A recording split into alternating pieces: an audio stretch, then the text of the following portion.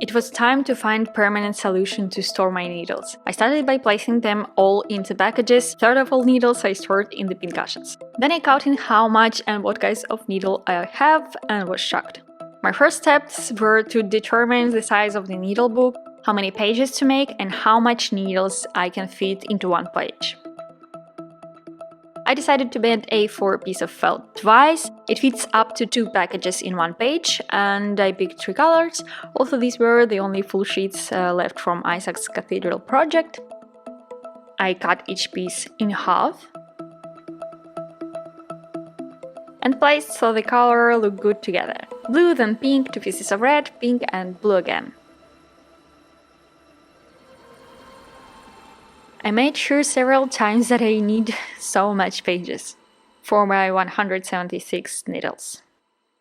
Secured felt with safety pin. Sheets of felt slip a lot, so more safety pins would be even better. I'm going to embroider with 4 strands of white moulinet thread. Since I'll make loop start, I'm dividing 2 strands. Then I place both ends together and thread into needle. On the other side, I have a loop.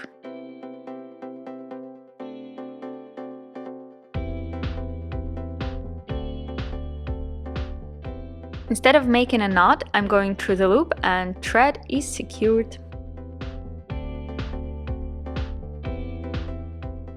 I continued making stitches until I realized that I should have made first stitch clothed to the edge and my thread is not long enough.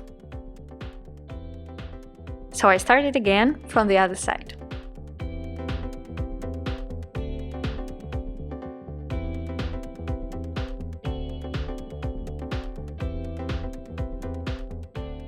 It's a back stitch. After making the whole line, I looked at the back side and saw that on the back it looks horrible. Felt slips a lot, so be careful and look at the both sides.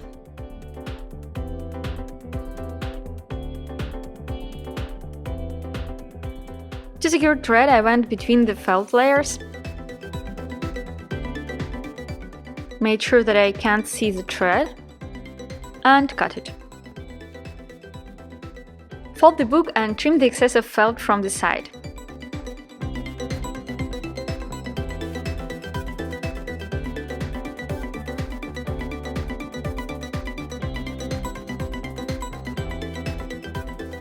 I'm using snap fasteners instead of buttons because that's all I have at home. Cutting a piece of felt to sew the snap on it. But at first I'm sewing this piece of felt to the book. Safety pin to hold the felt. And I'm starting with the loop and making blanket stitch. Go up stitch length away into the thread loop and pull to the right.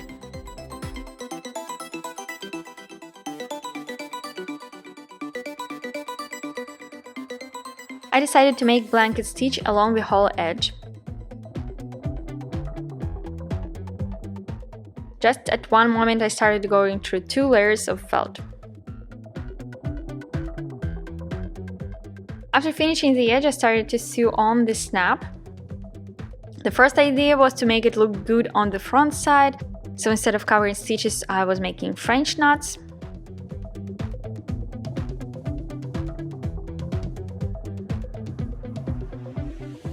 But it didn't feel secure enough and it didn't look good.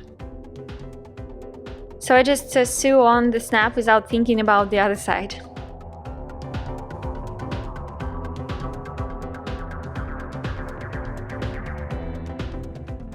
That's how it looked on the other side.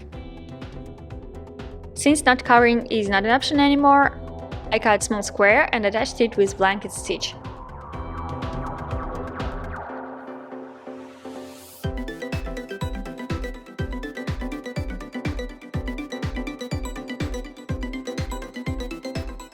I ran out of thread and hid the securing stitches under the layer of red felt.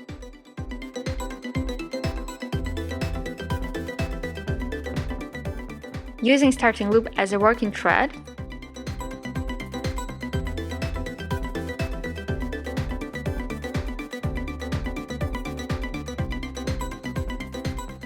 making securing stitches between the layers. Then I'm coming on the side, still between the layers. Pull thread a little bit and cut. Now it won't be visible on any of the sides. I'm sewing on the second part of snap.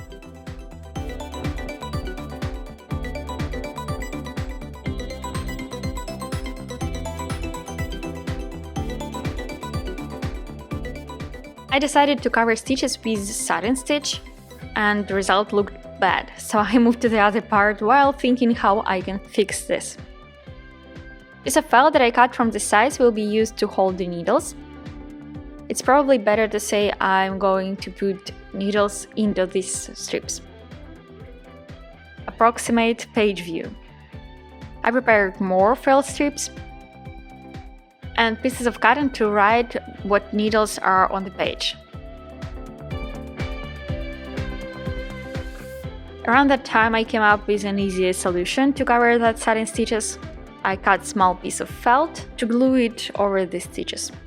Strategy for felt strips was different. I threaded 2 strands of floss with both ends into the needle. So I'll make loop start and stitches will be made with 4 strands.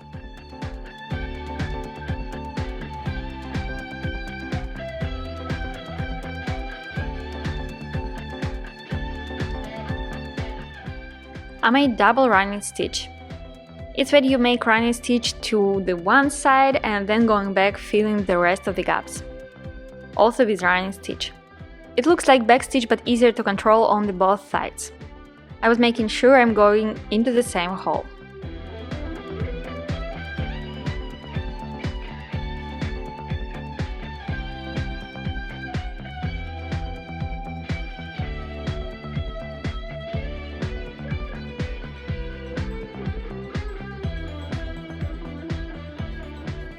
To secure thread, I doubled a couple of stitches on the back without making them visible on the front. I was coming up between the layers.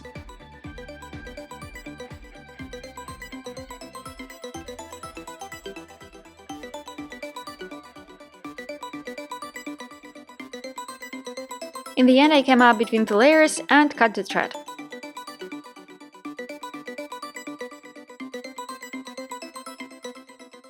Test drive was successful. So I used the same method for the rest. As promised, gluing piece of felt on the satin stitches. Now it looks much better.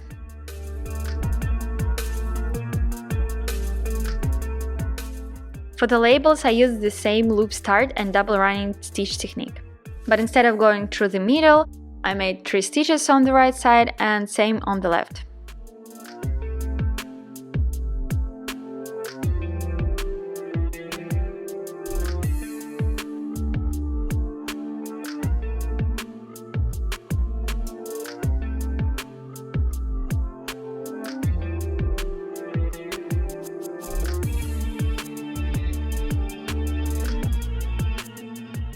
What is the point of using cotton?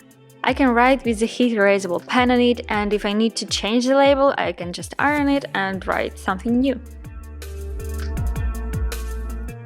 We could use each side of the page and sew 2 sets of felt strips, but I thought that I don't want needles to get mixed up, so now I'm not in love with the back. To make it prettier, I used textile markers. Once you iron them, colors are permanent. After a quick test, I chose the colors that match felt color as close as possible. And painted thread.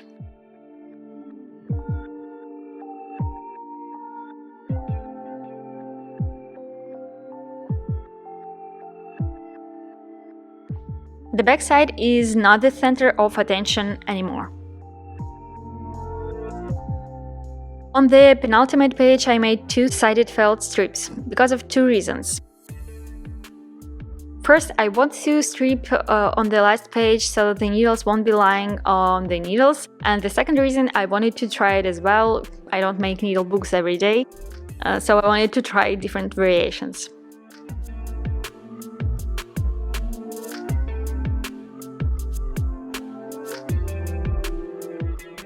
Technique is the same: loop start, double running stitch, and securing thread between the layers.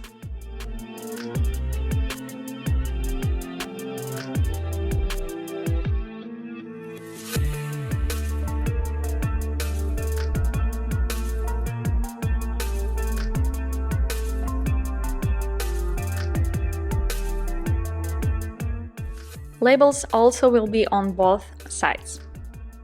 After all stitching and assembling is finished, I'm using lint roller to remove threads and fibers. Ironing page thread to make colors permanent. And I'm ready to fill the book. In the middle, I'm writing the type of needles. On the left, brand and sizes for the first row. On the right, brand and sizes for the second row. Needles are secure, nothing falls out. Final reveal of the needle book. Looks pretty good on the sides. On the first page we have embroidery needles. Also embroidery needles, but different brands. Tapestry needle sizes 24, 26. Also tapestry needles, but bigger.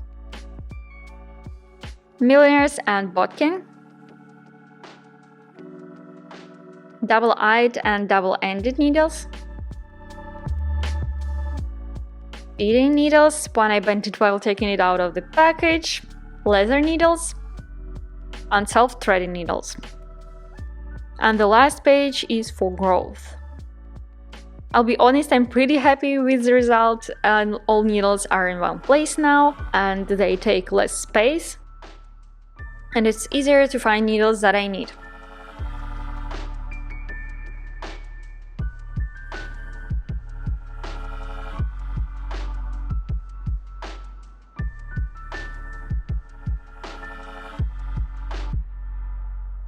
Now I don't need all this packaging. That's the whole process of making needle book. I hope you enjoyed watching this video. Hit the like button and subscribe to my channel to see more of my experiments, stitch tutorials and embroideries. Become my patron to be the first one to see new releases. Thank you for watching and see you in the next video!